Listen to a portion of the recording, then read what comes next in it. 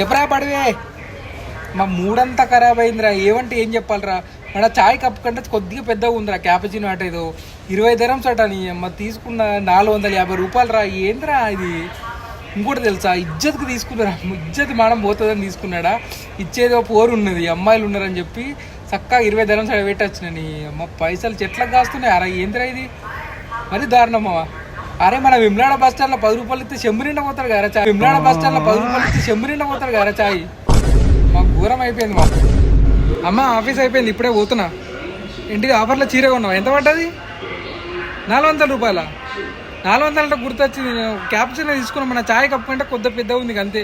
20 dirhams 450 రూపాయలట. అక్కడ అమ్మాయిలు ఉన్నారు, ఇజ్జత్ పోయింది, పానం ఎలకపోయింది. నాకు 450 రూపాయలు ఇవ్వాలంటే ఘోరంగా అయిపోయింది. అవును ఇంకొక చీర వస్తుండే. హ్యాపీ బర్త్డే అన్న. ఎక్కడ నువ్వు? ఇప్పుడు కావండి ఎందుకని 200 పెట్టి కిలో చికెన్ కొట్టించి చెరువు కాడ కూర్చోరు మనల్లందరూ. 200 అంటే గుర్తొచ్చిందనా, క్యాప్చినో తీసుకున్నాం. మన చాయ్ కప్ కంటే కొద్దిగా పెద్దగా ఉంది అంతే. 20 dirhams అట. మన ఇంటికి 450 రూపాయలు. చదువు వినట్టయింది. పూరిలో ముందట పైసలు ఇచ్చేసి నాకు ఏం చేయలేకపోయినా. ఈతలకు పోయి ఎక్కించుకున్నట్టు అయింది. మరి 2 బీర్లు నత్తుండే మంచిగా ఆరాంసే దాగి పండుకోవచ్చు. నిజమన్నా మనసులో పడతలేదు, సైక్ దెంగుతుంది.